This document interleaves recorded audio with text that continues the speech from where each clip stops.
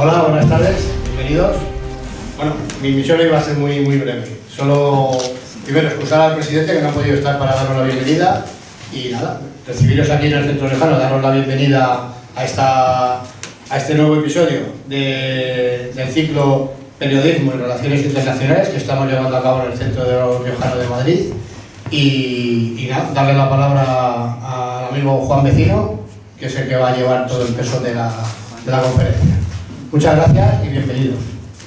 Muchas gracias.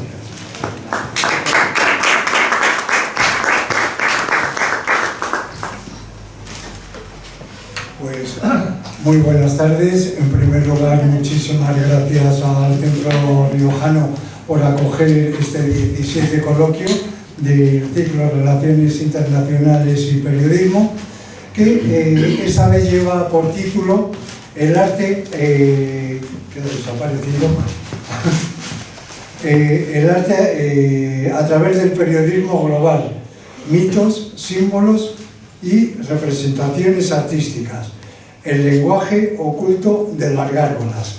Para ello tenemos a tres personas conocedoras muy bien de todo este tema del que vamos a hablar, y para ello contamos en primer lugar con Lola Herrero, que nos va a disertar sobre el tema de su especialidad, como son las gárgolas. También contamos con María Carretero, que es una artista y autora de la obra en homenaje al peregrino y Camino de Santiago francés. Y también contamos con la presencia de Domingo de Famara, que es arquitecto y artista, es un auténtico experto de la isla de Lanzarote. Cada uno tiene su trayectoria, una trayectoria bastante importante, y en la que nos van a hablar sobre, digamos, todos los temas que vamos a tratar en este coloquio. Me gustaría, antes de empezar a darles la palabra para iniciar este coloquio, ya que recientemente se ha celebrado, la UNESCO celebró el día 15 de abril, el Día Mundial del Arte, que se proclamó como una celebración para promover el desarrollo, la difusión y promoción del arte, que tuvo lugar en la 40ª reunión de la Conferencia General de la UNESCO en 2019. El arte nutre la creatividad, la innovación y la diversidad cultural de todos los pueblos del mundo, y desempeña un rol importante en el intercambio de conocimientos, en el fenómeno del interés y el diálogo. Estas son cualidades que en el arte siempre ha tenido y tendrá. Si además continuamos apoyando entornos como ellos nos van a proponer, nos encontramos que todo este tema artístico goza de una importante libertad artística. De esta manera, al fomentar el desarrollo del arte, también se fomentan los medios a través de los cuales poder lograr un mundo más libre y más pacífico, que creo que es muy importante en los tiempos que corren. Cada año, como decía anteriormente, se va celebrando el 15 de abril las celebraciones del Día Mundial del Arte, y contribuyen a reforzar los vínculos entre las creaciones artísticas y la sociedad. Hay mucho que aprender, hay mucho que compartir, y para eso contamos hoy con estas tres personas, tanto con Lola como con María como con Domingo. Y entonces yo, como no me quiero extender más porque ellos son los auténticos protagonistas de todo este tema, quiero que comience y darle la palabra a Lola, que nos va a explicar un poquito el tema de un poco de las gárgolas, y nos va a ilustrar de una forma muy rápida. Lola.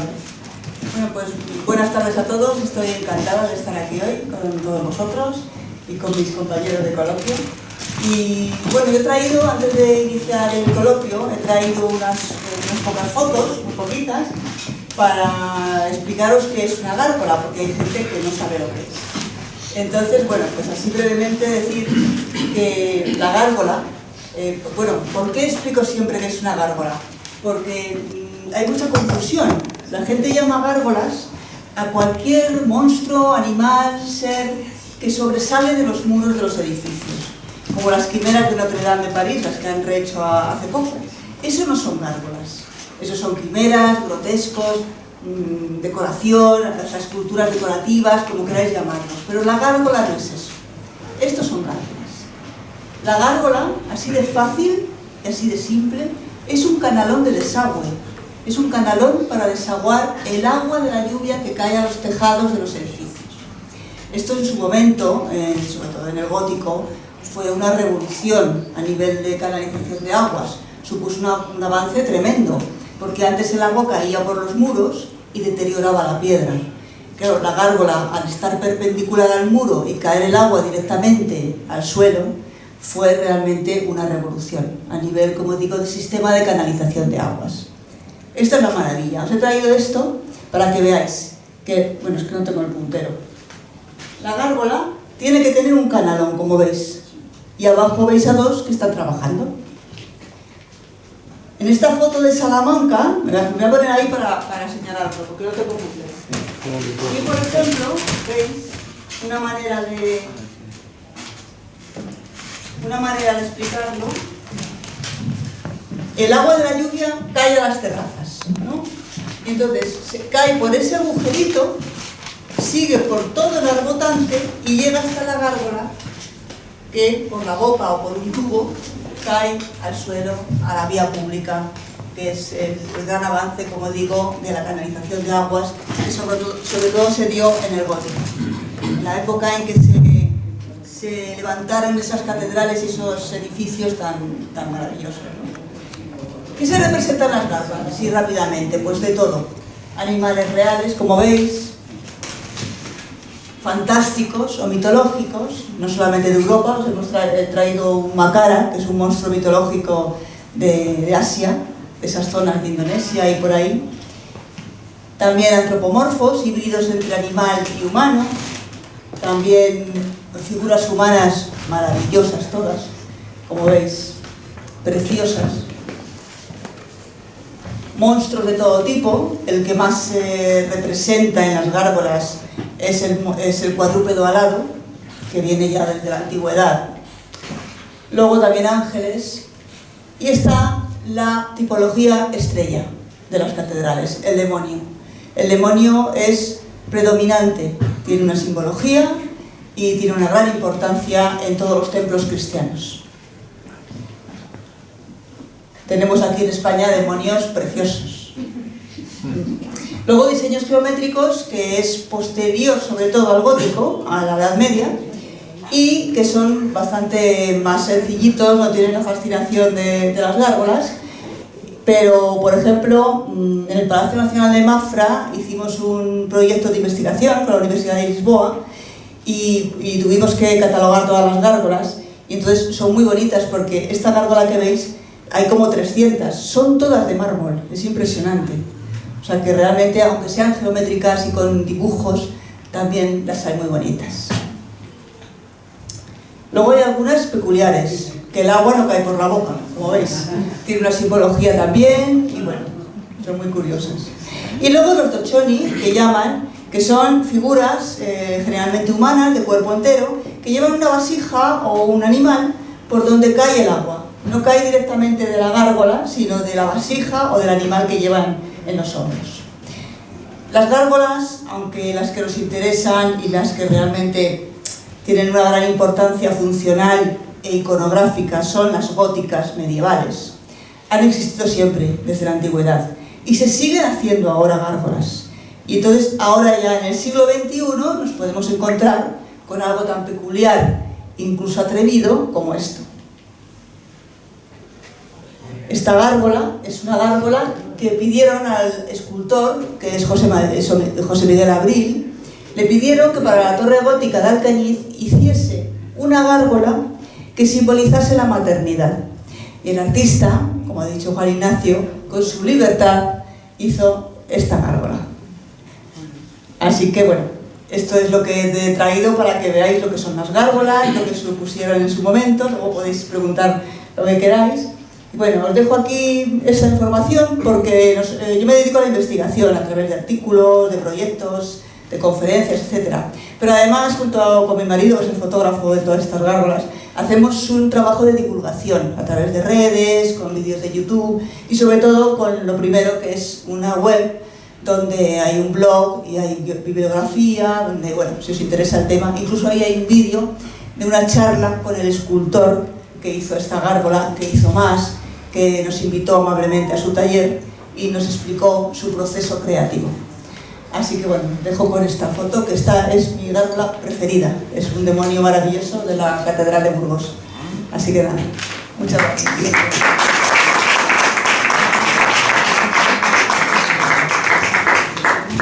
Muchas gracias, Lola. La verdad es que sí vale la pena. Vale la pena, además vale la pena meterse en la página web de doloresherrero.com, donde tiene toda la información en la que todos podemos ilustrarnos, y la verdad es que es una auténtica maravilla lo que nos encontramos dentro de su página web. También me gustaría contar, después comentaremos más cosas, pero también me gustaría contar con María. María es una auténtica experta en el Camino de Santiago, y seguro que a lo largo y ancho de ese Camino de Santiago que ella ha recorrido tantas veces y ha hecho tantas veces, seguramente se habrá encontrado también muchas gárgolas a lo largo y ancho. Entonces me gustaría, bueno, pues que nos explicase un poquito también, bueno, pues qué es lo que ella ha hecho, cómo lo hace, cómo lo desarrolla, para luego dar paso también a Domingo y terminar dentro de lo que es el coloquio, pero me gustaría que hiciese ella también una pequeña presentación. María, cuando quieras.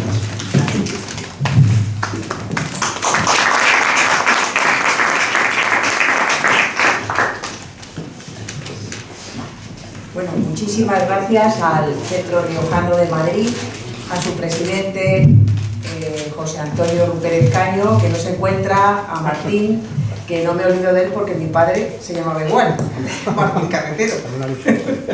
Entonces también, Juan Ignacio, muchísimas gracias por tu invitación.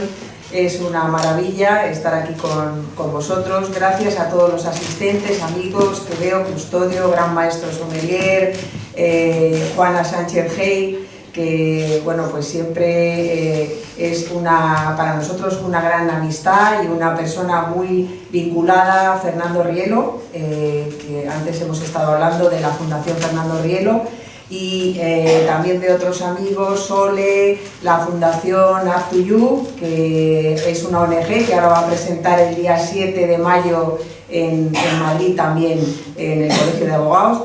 Veo muchas personas que están aquí acompañándonos y de verdad muchísimas gracias. Gracias también a Dolores y a Domingo, que hemos venido ayer de Lanzarote, entonces exclusivamente para encontrarnos aquí en el Centro Riojano con todos vosotros, y hay que darle las gracias al Cabildo de Lanzarote, a los centros de arte, cultura y turismo que nos han traído, y también a la empresa CICAR, Canary Islands Car, que siempre pues, nos acompañan en las presentaciones y que están vinculados a nuestros trabajos. Entonces, a todos vosotros, muchísimas gracias por estar aquí. Pues sí, efectivamente, el Camino de Santiago es algo que es consustancial a mi naturaleza, porque originariamente yo soy, mis raíces están en Sarria, en Lugo, que es el kilómetro 111 del Camino de Santiago francés. Fue el Camino de Santiago francés el primer patrimonio de la UNESCO, la primera ruta del patrimonio de la UNESCO, y efectivamente vinieron después todas las demás rutas del Camino de Santiago que ya se hicieron, el Camino Primitivo, el Camino de Tui. Mi vinculación es personal también, con lo cual la zona donde se hizo esta obra del homenaje al peregrino, pues es para mí una zona muy conocida, donde yo he pasado mi infancia, mi adolescencia, y bueno, pues en ese momento, en los años 93-96, es cuando don Manuel Fraga impulsó con Marcelino Orejaguirre, impulsaron el Camino de Santiago francés, ya lo que se hizo verdaderamente a nivel ya de difusión mundial. Pero no obstante, quería también mencionar a un sacerdote que fue también alcalde de Ocebreiro, que es donde empieza el Camino de Santiago gallego, que fue Elías Baliña, el primer valedor do camiño, que en los años 50 y 60, cuando no tenían dinero, él lo que hacía era pintar con la pintura de las carreteras la flecha amarilla. Esa es la famosa flecha amarilla que ya ha quedado pues, en la literatura para los peregrinos, pero fue realmente Elías Baliña el primer valedor do Camiño que siempre estaba dirigiendo y ayudando a los peregrinos, ¿no? Entonces, cuando nos enfrentamos, también Domingo y yo, a esta obra del peregrino, esto era un matadero municipal.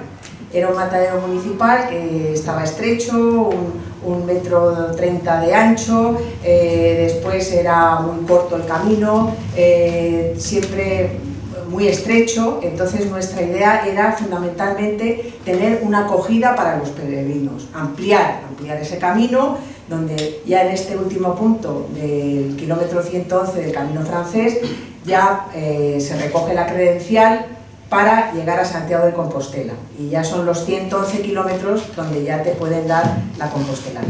Entonces, bueno, pues en ese trabajo, en ese proceso de transformación, ahora voy a pasar las fotos. A ver.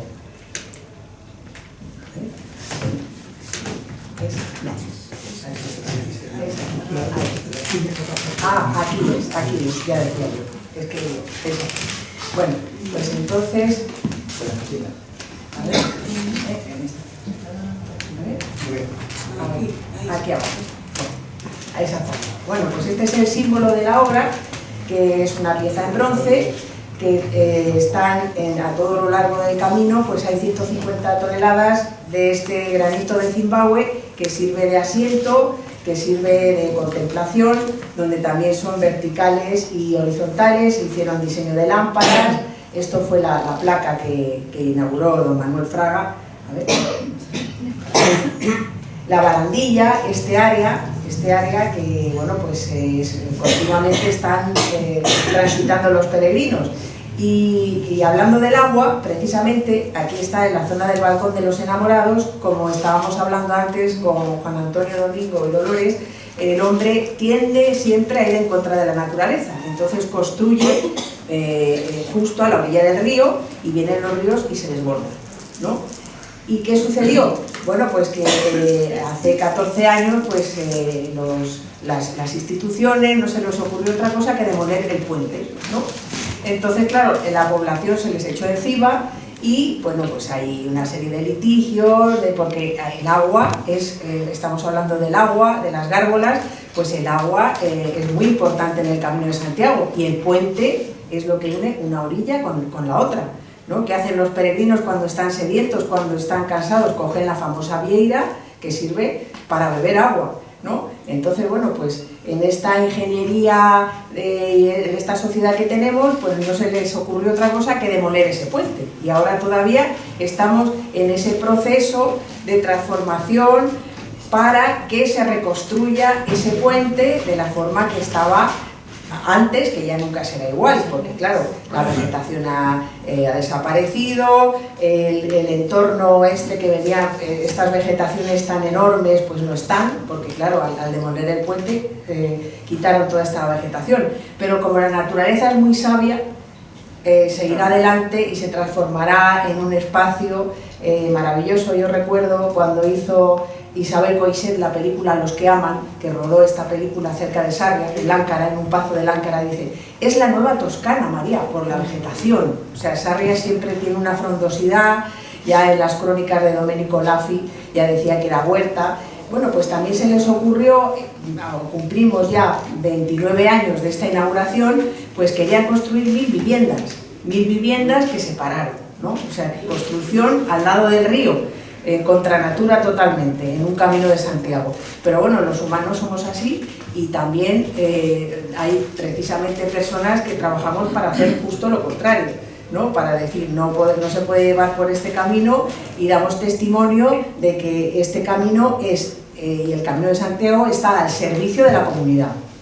Entonces aquí vemos cómo los adoquines portugueses se colocaron por un maestro calceiro, toda la zona de piedra, 29 años ha pasado todo el mundo. Esto es un mirador, esto era un grupo de brasileños que estuvieron allí, por la noche está iluminada aquella iglesia de Santa Mariña, que es donde también sellan las credenciales, y luego ya el final es un monasterio Mercedario, y ya el camino sigue hasta Puerto Marino. O sea que quiero decir que aquí Sarria siempre es un sitio donde se vive mucho. Esta obra, todo lo que es el entorno está en el eje de, esta es la cruz urbana que está de la salida al ocio, bajando por unas rampas, la otra también que está al núcleo de la población, y siempre, bueno, pues ha sido muy activa. El camino Sarria es un sitio muy vivo, salen muchísimos peregrinos, porque ya son 5 días de viaje caminando hasta Santiago de Compostela. Entonces, bueno, pues también quería decir, bueno, esto fue cuando hicimos el ciclo de conferencias el año pasado, Amor, la mujer en el camino de peregrinación, Camino de Santiago desde Canarias, que participó también Juana Sánchez Hey, ella estaba en la Chiquitania de Bolivia, donde se rodó la película La Misión, y bueno, pues realmente este camino desde Canarias, estas son nuestras madres, como símbolo del amor de la mujer en el camino de peregrinación, la madre de Domingo, doña Dolores, y mi madre María Paz, que está en San Sebastián, pues un poco representando a las madres de todos los peregrinos. Y bueno, quiero decir con esto que de esta forma mantenemos vivo el sentido de lo que, con estas conferencias, de lo que queremos, que es preservar este entorno, ¿no? Para que no se olvide, pues con estos molinos, esta maravilla, esta divulgación que estamos haciendo bueno, pues de todas las obras, yo creo que se están repitiendo ahora ya, ¿no? Sí. Bueno, entonces lo que queríamos es estar aquí presentes para hablar de la importancia que tiene preservar el patrimonio y defender el patrimonio. Es un servicio a la comunidad, y el espacio público es de todos. Y yo con esto voy a terminar y voy a dar paso a Domingo, que va a hablar ahora acerca de la arquitectura del agua en Lanzarote. Me voy a quedar aquí no porque quiera salir en la foto, sino para ayudarle.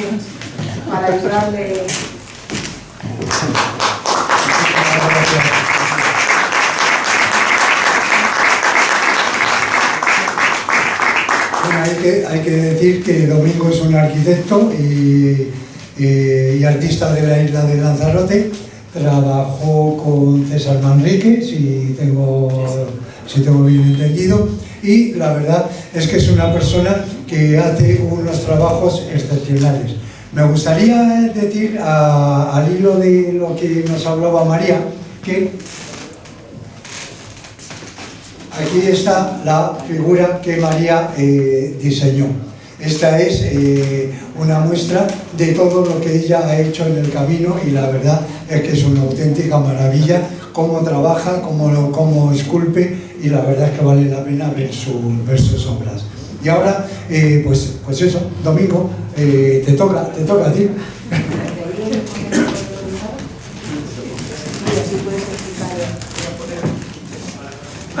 Bueno, me ha tocado.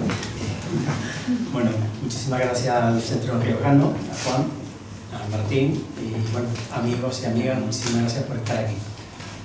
Lógicamente yo vengo de la isla de Lanzarote y lógicamente, como saben, Lanzarote tiene ese problema tremendo como es la isla de Fuerteventura, el tema del agua, ¿no? Y últimamente estoy muy metido en creando un libro sobre la arquitectura del oxígeno.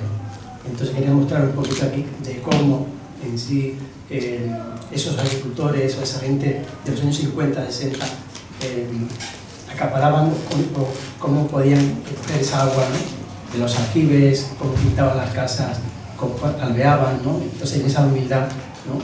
Cómo era, cómo es, lo presento. A ver, está aquí, perfecto, ¿ves? Esta es una antigua mareta que está en la zona de Teguise, ¿no? En la isla de Lanzarote, y entonces en la parte alta sería el castillo de Buenapay o Santa Bárbara, ¿no? Y esta mareta es donde se recogía el agua, que era una mareta que tenía 40 metros por 9 de profundidad, donde toda la gente de la isla pues iban a coger el agua cuando llovía, claramente. Y realmente pocos tenían que ir, con los camellos o con cubos pues iban suministrando y compartiendo esa pequeña agua que podían tener, ¿no? Aquí está, antes era donde estaba la mareta, ¿no? Y ahora es como está actualmente, ¿no? Es la montaña Guanapay, castillo de de Santa Bárbara, que es del siglo XIV, que fue construido por Lancelot Manochero, ¿no? Exactamente, ¿no? Y ahí está la ladera, cómo se ha dejado toda la recogida de agua hacia abajo, ¿no? Estos serían las acogidas que se hacían directamente con piedra y cal, ¿no? Y la utilizábamos para poder coger esa pequeña agua cuando llovía, lógicamente, ¿no? Aquí las aljibes, ¿no? Que ahora está totalmente en abandono y bueno, es bastante preocupante, ¿no? Estoy con ello para ver de qué forma es.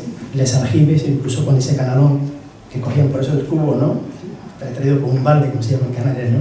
Que cogían el cubo de agua del aljibe y a través de las canarias pues se repartía un poco esa agua, ¿no? Aquí la calera, ¿no?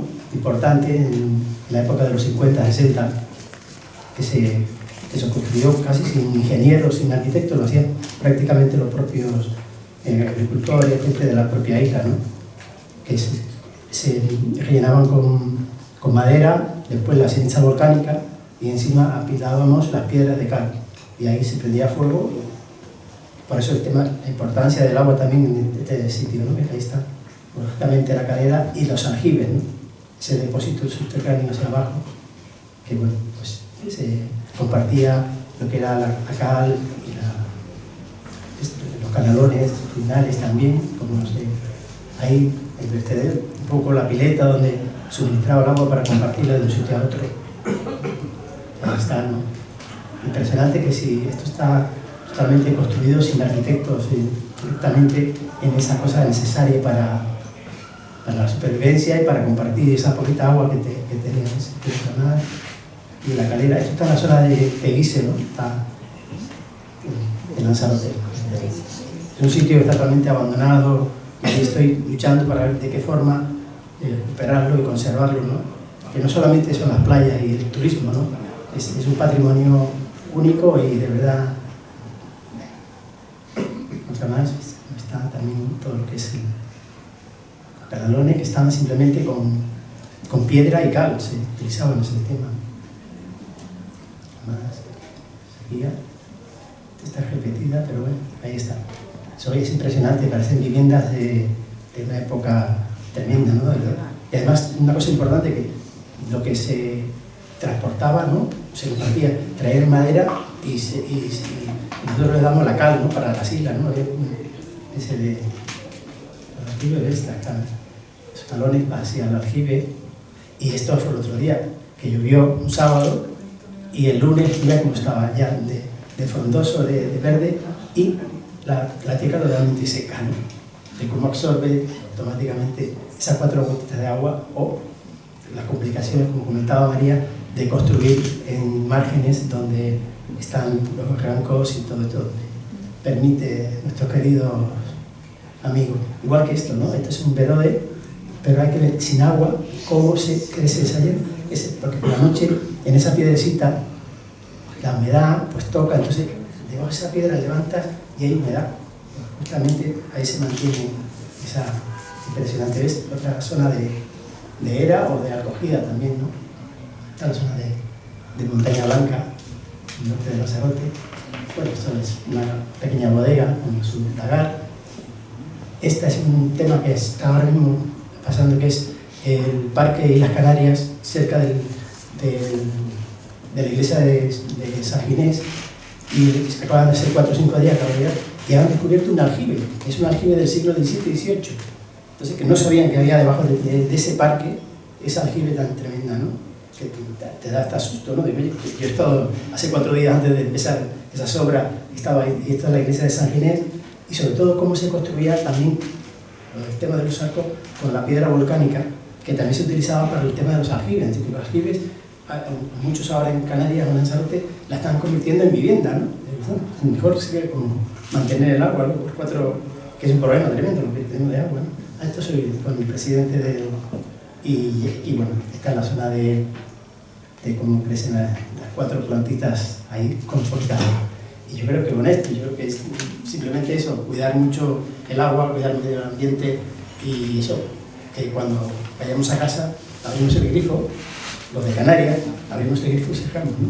El turista Se olvida de que estamos desalando el agua. Y además, una cosa importante, que se cumple 60 años de la primera desaladora que se instaló en Lanzarote, y fue a través de un ingeniero, don Manuel Díaz Rijo, con Vicente Calderón. Entonces él lo que hizo fue escribir a JFK, ¿no? Kennedy, y le mandó una carta, porque él como ingeniero naval decía: los barcos y los buques salen a la mar y no llevan agua, desalan, la que van a consumir, están desalando con los propios motores y la consumen. Y entonces pensó, pues Lanzarote es un gran buque varado en el Atlántico, pues tenemos que hacer esto. Entonces consiguió, mandó la carta y como en unos meses le llegó un paquetón de libros, entonces se metió en él, y después con la Westinghouse pues pudo traer una desaladora, que fue la primera desaladora de Europa, que incluso venían de Londres y de Europa a ver qué instalación. Entonces, a partir del 65 fue cuando se inició un poco el tema turístico en Lanzarote, ya abrías el grifo y tenías agua. Y una coincidencia buena, porque él nació en el 1926 y justamente en ese año fue la primera prospección que se hizo en Famara para buscar agua, ¿no? Famara tiene una altitud, la zona norte de la isla de Lanzarote, de 640 metros de altitud. Y él nació en 1926, casi un año antes, unos meses antes. Hicieron la primera prospección. Y yo nací en el 64, y justamente también fue la primera desaladora que llegó a Lanzarote. Así que ahí estamos, con el agua, con el grifo y cuidando todo. Cada gotita y siempre con el balde, como decía mi querida madre. Digo, madre, yo no habré nacido en un aljibe.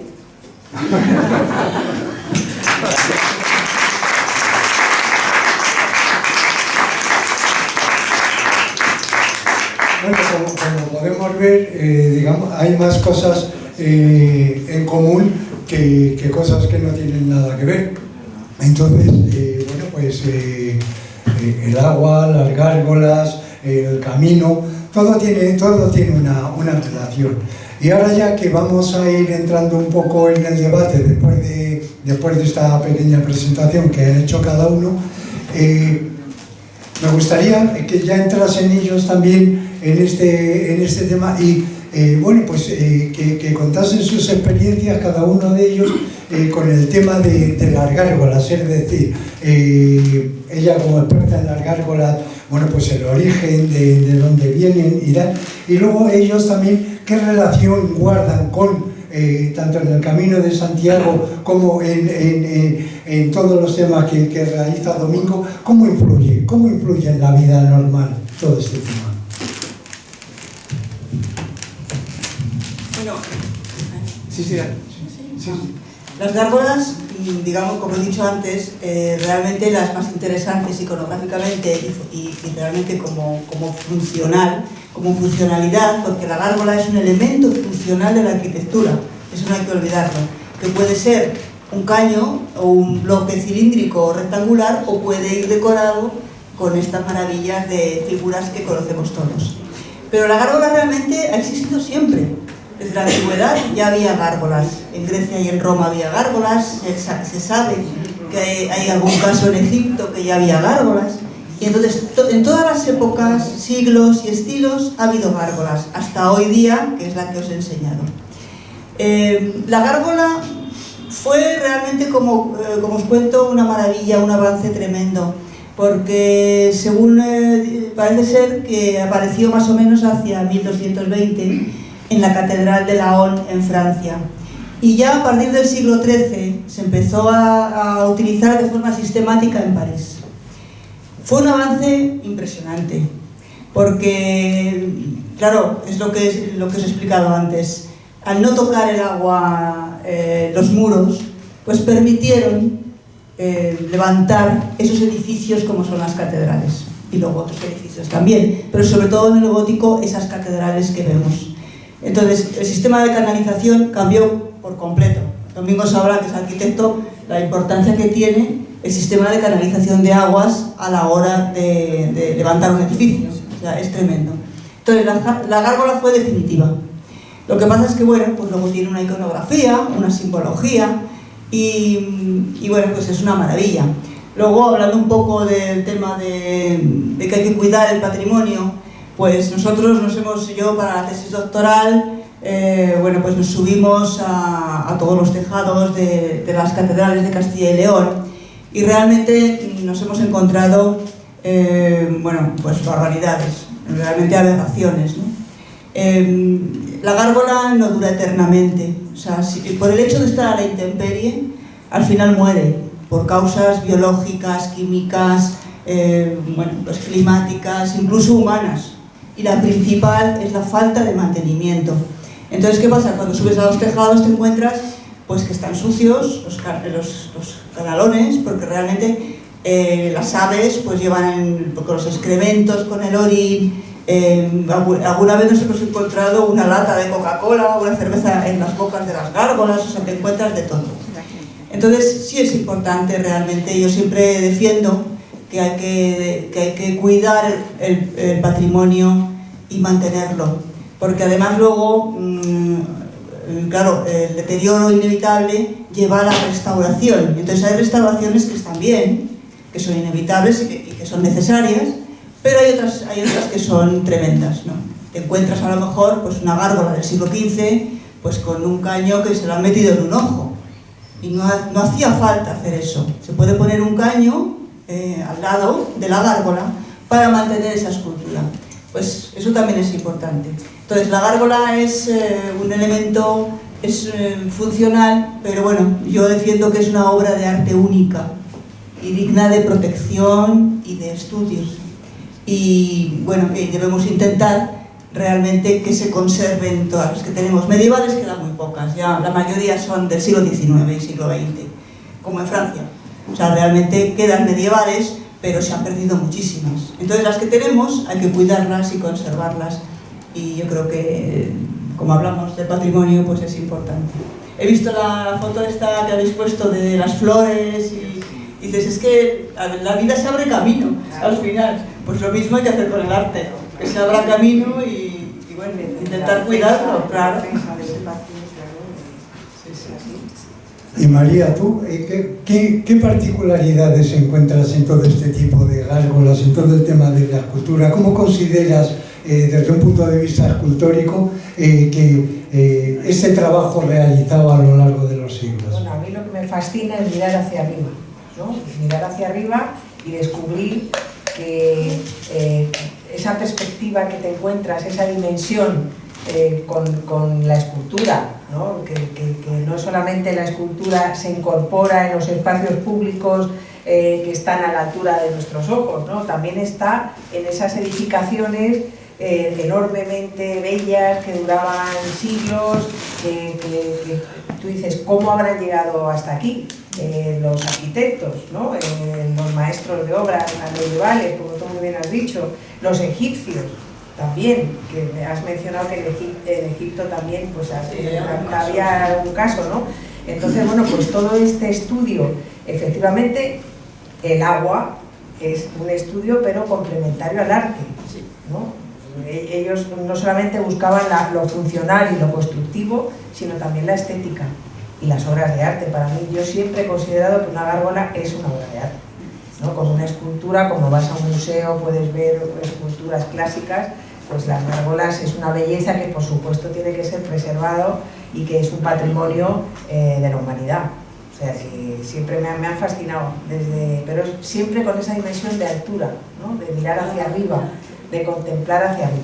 Sí, que muchas veces nadie mira hacia arriba y entonces arriba es donde está lo importante.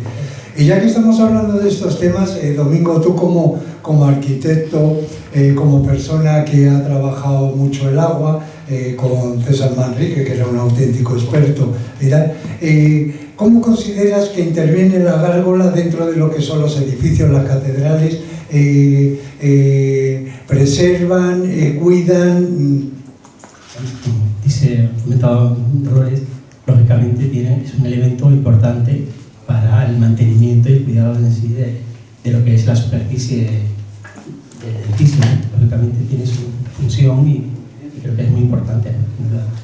Sí. ¿Y creéis que está suficientemente, digamos, contemplado históricamente y digamos que tiene una posición favorable lo que son las gárgolas dentro de las catedrales o fuera de y el agua. En ese momento sí, ahora actualmente los edificios que se hacen, todas las edificaciones se han olvidado totalmente de dónde va a vertir el agua. Cubren la fachada y el agua cae y no tiene ningún circuito, y lo que está pasando, ¿no? Inundaciones y problemas enormes porque se olvidan totalmente. Los arquitectos nos olvidamos, ¿no? Porque queremos ser protagonistas de una edificación nueva e incluso pues edificar o crear una edificación nueva sobre estos espacios también, ¿no? Como en un castillo, en un edificio antiguo, quieren ellos tener su protagonismo, ¿no? Y se olvidan totalmente de preservar o mantener lo que significa en sí ese patrimonio y esa importancia que además lo tremendo, ¿no? Porque me imagino subir todo ese volumen, porque son pesos enormes, ¿no? Y a esas alturas, ¿no? Ahora mismo automáticamente con una grúa se puede subir, ¿no? Que se podría agilizar mucho más, pero ya nos olvidamos de todo ese tema, ¿no? Y vosotros creéis los tres que el humano es un depredador natural tanto de la naturaleza como... Por supuesto, totalmente. Entonces, bajo vuestro punto de vista, en todos los órdenes, ¿qué pediríais? Educación, desde el principio. Educación. Desde un principio, igual que yo soy hija de músico, ¿no? Entonces yo recuerdo que iba al colegio y era como si fuera un hombre, ¿no? Mi padre tenía que ser banquero, tenía que ser, bueno, una profesión que fuese más o menos, bueno, que la gente viese que era decente. Pero es que la música es muy importante, la música es lo esencial en la vida. Sin la música no se puede vivir. Por eso la educación tiene que venir desde abajo, desde los niños, empezar, bueno, pues con esa divulgación tan bonita que estáis haciendo, tu marido y tú, pues ir a los colegios, hacer talleres y así ir subiendo, igual que niños, adolescentes, y vamos a hacer un recorrido por todo el tema educativo, ¿no? para difundirlo. Eso sería, vamos, desde mi punto de vista. Y Lola, el mantenimiento de todo este tema de las gárgolas, ¿de quién depende? ¿Depende de las administraciones? Pues, ¿depende de la pues, iglesia? sí. ¿De quién depende? Con la iglesia hemos topado. Porque solamente para subirnos a los tejados ya fue, bueno, tengo anécdotas tremendas. Aquí pertenecen a la iglesia, las catedrales, entonces no es como en Francia que pertenecen al Estado. Entonces es complicado. Entonces bueno, tenemos la típica frase de siempre es: no hay dinero. Claro, mantener todos esos canales limpios pues supone mucho trabajo, supone dinero y bueno, pues deberían las juntas, en el caso de Castilla y León, pues la Junta de Castilla y León, o sea, lo que son las comunidades autónomas tendrían que aportar un dinero para el patrimonio, ¿no? Pero siempre es lo mismo. Luego además hay una cosa que se ve, es la discriminación, porque claro, tú te vas a Burgos o a Salamanca y ves las gárgolas que están divinas, pero te vas a otros sitios y están destrozadas, sin cuidar. O sea, realmente los sitios turísticos, no, como la Catedral de Burgos, la Catedral de Salamanca, etc., pues están mejor cuidadas. Eso es una cosa que es... Pero claro, para mí, en mi caso, como historiadora del arte, pues es que me da lo mismo que sea Burgos a que sea un pueblo. O sea, veo una figura, una gárgola, una obra de arte, la veo rota, la veo deteriorada, la veo sucia y me da mucha pena. Pero no puedes hacer nada. Esto forma parte de la historia y del tema de las comunidades y eso. Fijaos que las gárgolas, al ser un elemento funcional, ha sido bastante despreciada en la arquitectura. No se ha dado la importancia, y en escultura y en arte, no se ha dado la importancia que deben de tener. O sea, lo han visto como un elemento utilitario y se acabó. Y eso ha hecho que se abandonen, que se deterioren, porque claro, es que al final se rompen, es normal. Y bueno, es una cosa que de hecho hay muy poca bibliografía, hay muy poca gente que se dedica, es complicado. pero yo creo que es educación. Pero fíjate, porque siempre dicen, es que la juventud ahora pasa de todo y las redes y van a lo suyo y tal. Y no es verdad, porque nosotros en las redes, o sea, nos escriben jóvenes maravillosos, con un interés tremendo. A ver, yo veo que me mandan fotos, preguntas, y son chavales de 15 años, 17, 18, es que les falta realmente educación. Ellos están abiertos a todo eso, pero les falta información. Entonces, bueno, pues esto es una cosa pues para preparar no solamente en los colegios, en las facultades, todo. Pero claro, hay que empezar diciendo, por ejemplo, cuando yo empecé la tesis doctoral de aquí en la Complutense, pues es que me costó encontrar un director de tesis sobre gárgolas. Porque es que todo el mundo hacía lo mismo, el pórtico de la gloria, o sea, lo típico. Pero gárgolas no. Y además tengo una anécdota que yo se lo pedí a una profesora que tenía, era bastante mayor, y me acuerdo que me dijo, a ver Lola, y me dijo, estas vacaciones que vienen te vas a ir a una catedral y te vas a poner a hacer fotos que te vas a dar cuenta que no vas a poder. Y yo pensé, uy, tú no sabes con quién has dado. Y me fui a hacer fotos, nos fuimos, y al final las hicimos. No me lo dijo mal, porque luego fue muy defensora de mi tesis y me animó muchísimo, me ayudó y todo. No me dirigió porque se jubilaba y tal, pero se interesó.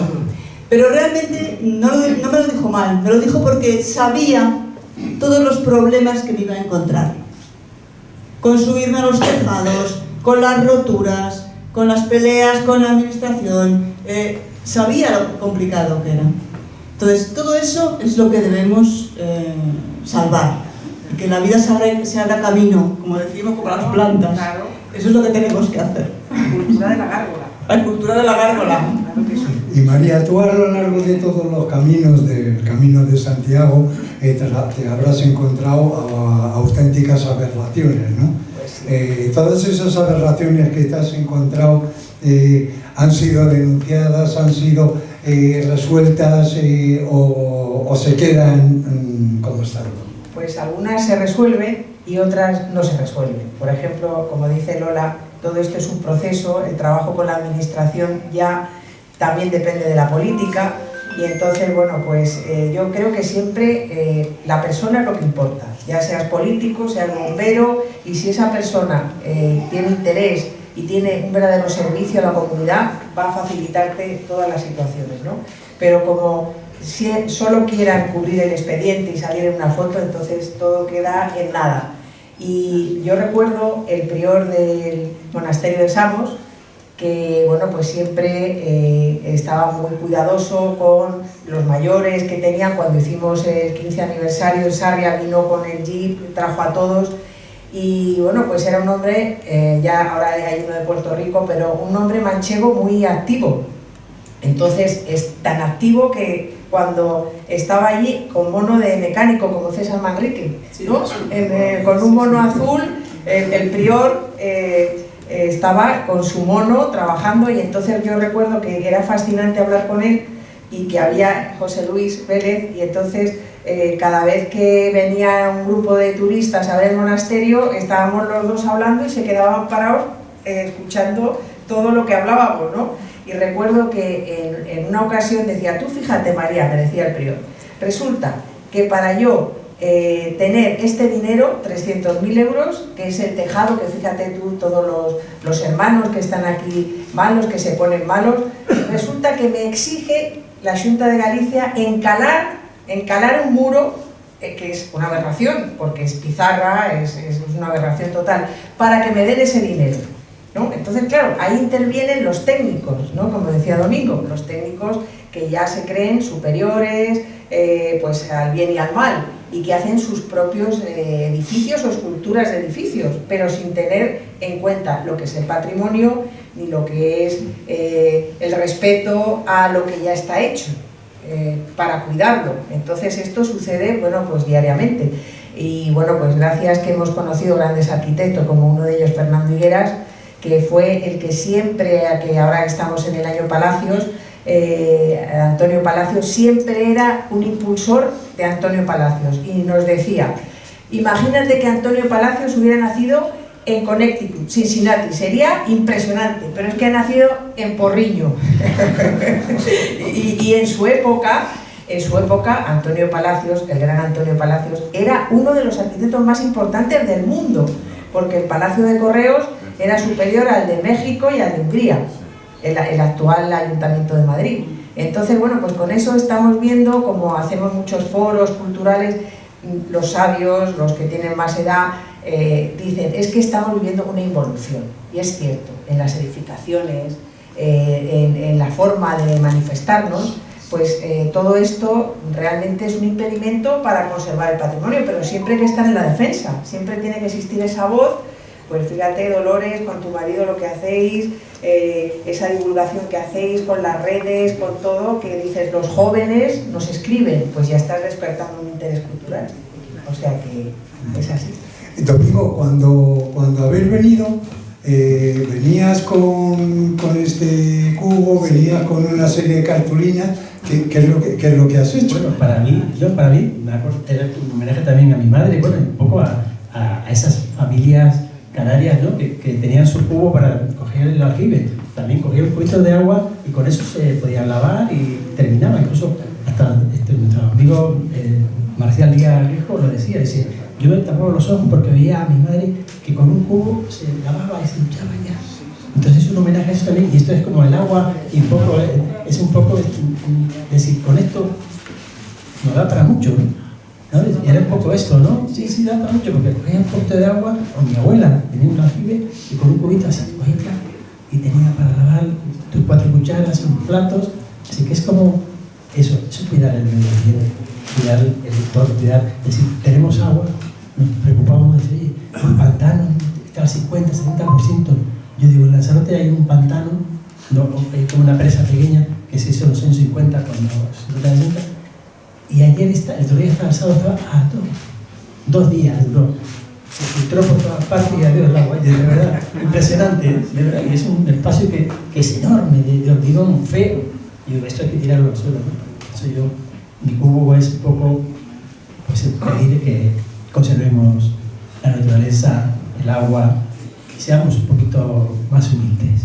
Y como ya vamos a ir terminando, me gustaría saber, en las 3 áreas, ¿qué es lo que más os ha impresionado? Por ejemplo, a ti en el tema de las gárgolas, a ti dentro del Camino de Santiago y a ti dentro del mundo de la arquitectura.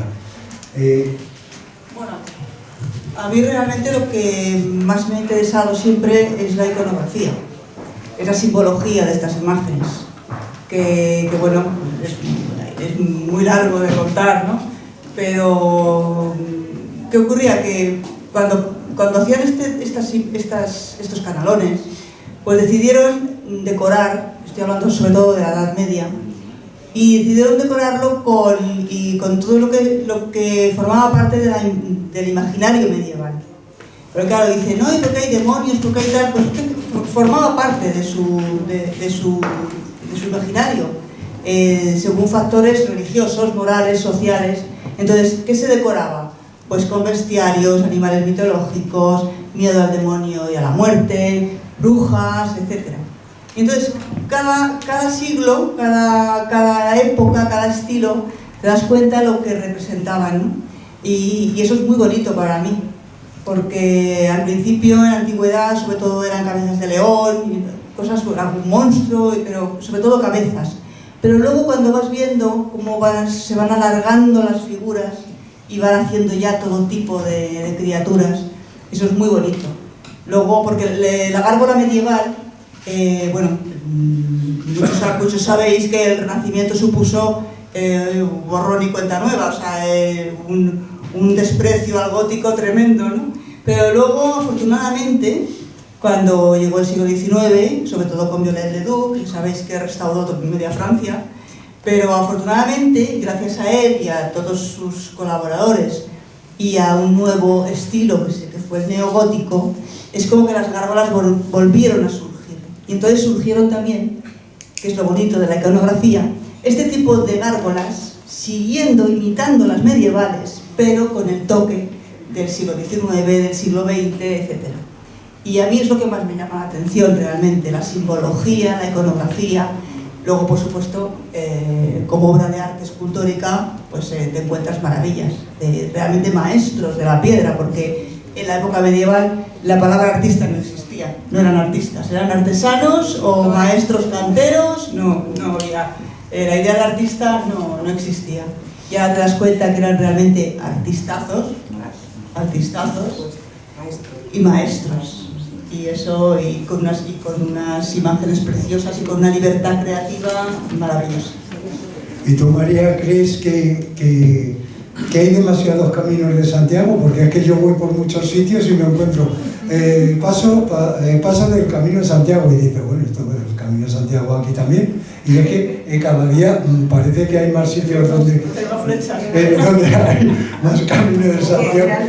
No sé si da para tanto. Sí, no, es que realmente la cuestión es que el hombre es viator. A mí lo que más me impresiona del Camino de Santiago es el amor, ¿no? El amor y la transformación interior que se produce en ese camino. Y tengo un ejemplo muy reciente, que es precisamente la hermana de una hermana superiora de aquí de Madrid, colombiana, de un monasterio de hermanas de clausura. Después de un tiempo contactaron con Domingo y conmigo porque su madre y su hermana, que no eran creyentes, querían hacer el Camino de Santiago. Entonces se habían encontrado con lo que tú dices, agencias, sitios, un parque temático, ¿no? Carísimo, y que realmente pues no es el Camino de Santiago, sino que es un viaje turístico para recorrer una serie de puntos donde además bueno, pues van muchas personas, que es justo la antítesis de lo que es el Camino de Santiago. Entonces, Domingo y yo nos empleamos a fondo. Esto fue el año pasado, cuando nos comentaron, y digo esto porque es muy bonito, porque ellas vinieron al aniversario de la hermana que celebraba su 25 aniversario de la clausura como directora de este monasterio. Y entonces, bueno, pues llamaba la atención que ellas estaban en la familia, pero que no eran creyentes, como la hermana, ¿no? Que era la religiosa, que tenía verdadera vocación. Y entonces fueron cuando contactaron con nosotros, y desde Sarria ellas vinieron este año, querían hacerlo desde el 12 al 17 de enero de este año. Un frío horrible, la madre tiene 82 años, ella tiene 60 años, pero es que la madre estaba totalmente preparada. Y yo decía, Dios mío, desde Sarria es una locura, el tren que están arreglando las vías se tarda muchísimo, luego todo lo que es la parte, si llegan a Sarria, ¿cómo no van a ver el monasterio de Samos? Que es una belleza, no hay tiempo, todos los sitios están cerrados en enero y febrero, hay que buscar y localizar unos sitios porque ya son las temporadas, ¿no? Es por temporadas. O sea que lo que dices tú es totalmente cierto, pero esto nos empleó a fondo discurrir qué tipo de camino podían hacer ellas en tan corto periodo de tiempo, y entonces elegimos el camino mozárabe. Después de discutir, de elegir varios sitios, que si van a Santiago primero y después dar vuelta atrás, pero no es igual, el Camino de Santiago tienes que hacerlo y llegar a Santiago, esa es la gran maravilla, y gritar Utrella, como en la Edad Media, los peregrinos. Entonces, realmente ya cuando hicieron ese camino desde Ourense, Madrid a Ourense en el AVE, 2 horas y cuarto, que es lo ideal, porque van en AVE hasta Ourense. Después en Ourense van a la catedral, una maravilla, sellar allí las credenciales del peregrino, son los kilómetros 111 en este camino mozárabe. Después van a Cea, que el alcalde pues es un hombre con un servicio a la comunidad que el Domingo y yo conocimos, y bueno, las atendió divinamente en uno de los mejores paneles del mundo, que está en Cea. Ellas disfrutaron del monasterio de Oseira, después fueron a Lalín, después Ponteulla y luego Santiago. Y entonces cuando regresaron estaban resplandecientes. Y no solo eso, sino es que ya ella quiere venir con sus hijas desde Colombia para hacer el Camino de Santiago.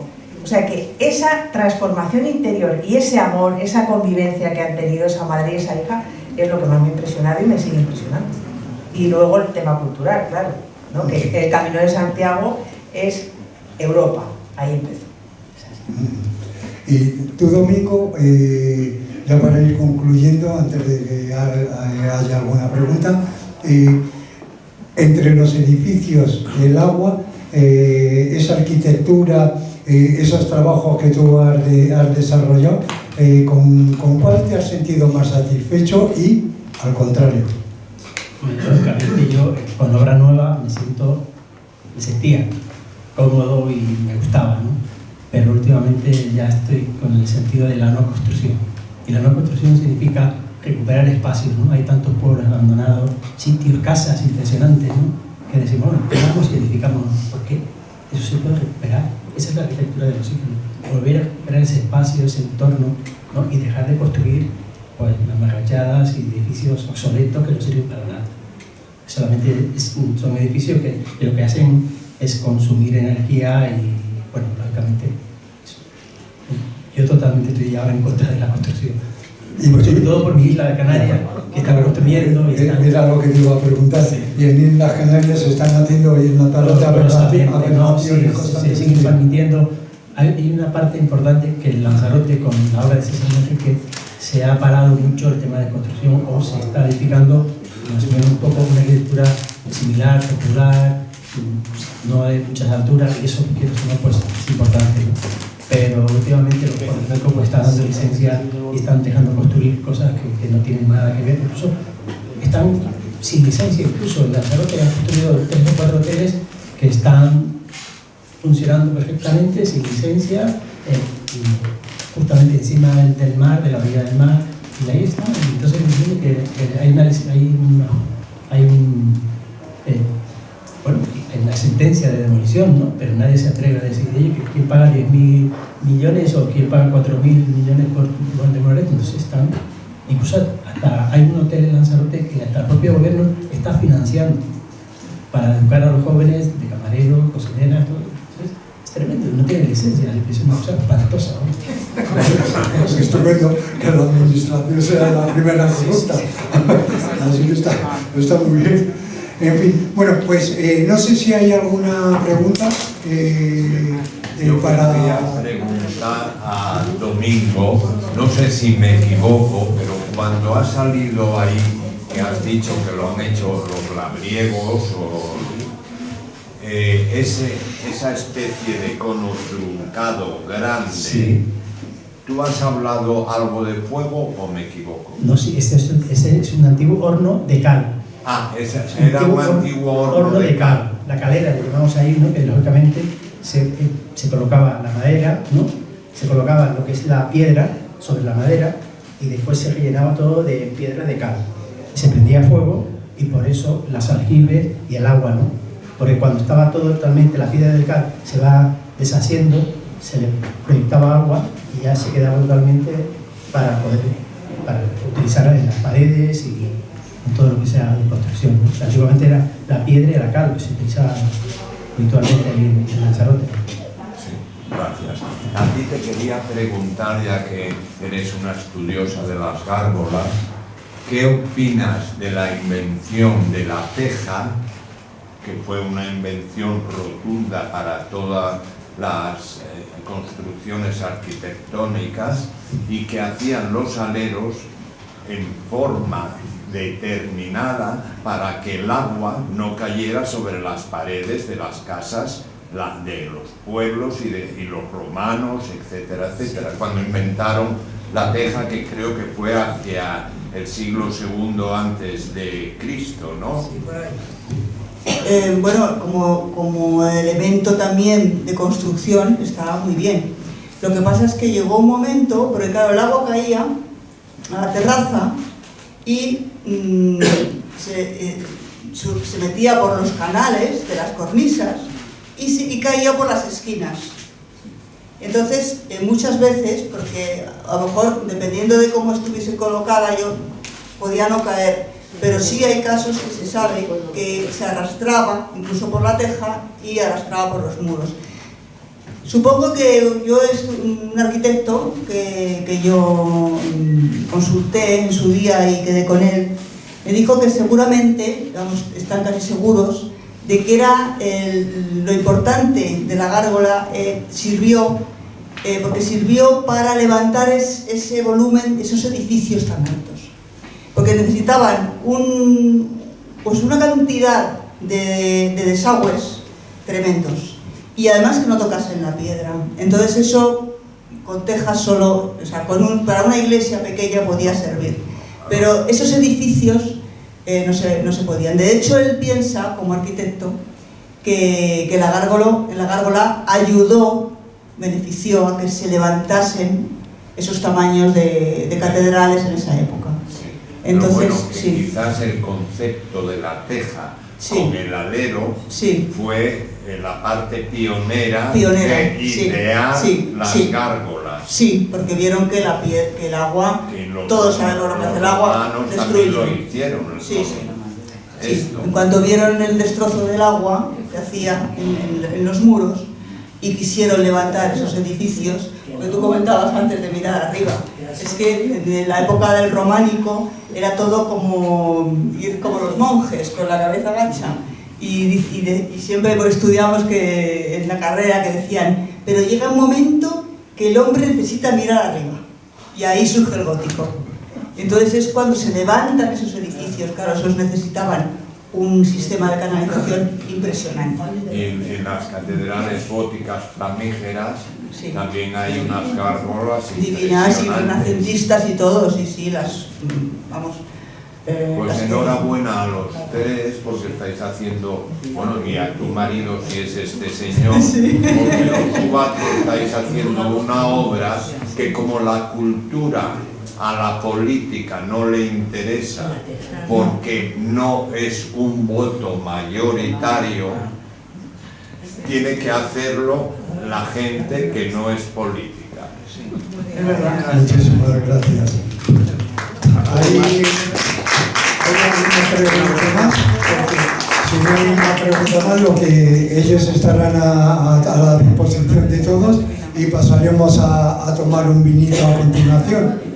Entonces, si no hay nada, Martín, puedes despedir el acto. No, pero sí, no, yo voy a aprovechar ya Pues, para decirles ya dos preguntas también. allí hay un... Para que se espere detrás de mí, ¿no? Mándalo para allá. Una pregunta. Domingo, ¿de qué siglo es la palabra gándola? ¿Cuándo se creó esa palabra? Porque en la arquitectura no la conocíais. Porque el canalón que es feo de ¿cuándo salió esa palabra? La gárgola viene de Garguil. No. ¿En qué siglo? ¿En qué siglo surge la palabra? Gárgola. Pues exactamente. Porque hay una parte artística, pero yo, los arquitectos, para mí, fue un tema de encubrir el canalón que los arquitectos dejaron de incorporar en sus edificios. Y entonces salió la gárgola para que tú vas a poner un canalón ahí que es una catedral. ¿Qué? ¿No? Últimamente nada. La gárgola es medieval. Siglo VII medieval.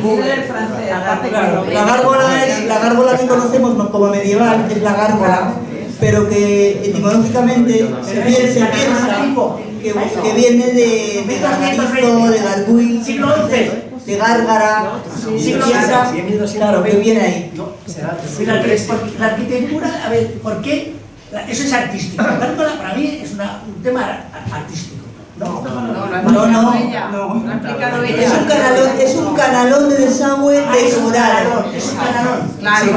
Es una forma de llamar al canalón. Es parte de una forma artística, pero funcional. Pero es funcional. Es diferente. La que solamente es artística es la quimera, por Siglo ejemplo.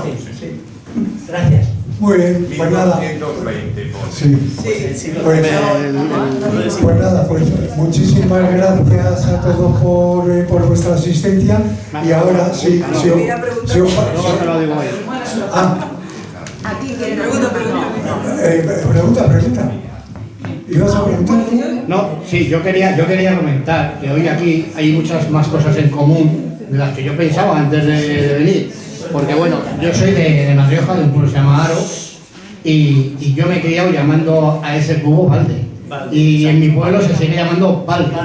Sí, sí, con lo cual no es una palabra que me suene para nada, es una palabra que tengo muy dentro. También viendo la planta esa que se regaba con la piedra, con la humedad, he recordado las preciosas bodegas, las maravillosas bodegas que hay en Lanzarote. He tenido el placer de visitarlas, de la Geria, esas, que se riegan igual, se riegan con la humedad de la lava. Porque el picón, la ceniza volcánica absorbe y está tenemos aquí un buen maestro del vino. Del vino, hay unos vinos muy buenos allí y estamos aquí en tierra de vinos. Del Malvasía y de... También en La Rioja es muy importante el Camino de Santiago. Es uno de los tramos del Camino francés, de los muy bien considerados, donde al peregrino se le cuida, se le mima, donde está la leyenda de Santo Domingo de la Calzada atendiendo a un peregrino en aquellos tiempos, y donde hay muchas cosas hoy en común entre La Rioja y toda vuestra labor. Y me ha quedado una duda con lo de las gárgolas, que ahora estabas hablando del tema de funcional y no funcional. O sea, una gárgola para considerarse gárgola tiene que ser de piedra. Ya, pero no, un canalón de chapa decorado que Sí, los he visto en algunas cornisas. Hay menos, eso es. hay de cerámica, hay de madera en algunos países nórdicos. Lo que pasa es que se utiliza más la piedra porque aguanta más la intemperie. Es el material más resistente, aún así se rompe, pero es el material más resistente al agua, al viento, a todo, a las aves, todo. Pero la mayoría son de piedra, pero también te encuentras de metales y bueno, muy bonitas también, pero hay menos. Muy bien. Pues nada, pues entonces muchísimas gracias a los tres por habernos acompañado y por todas las ideas que nos llevamos de un gran desconocimiento que tenemos. Así que muchísimas gracias.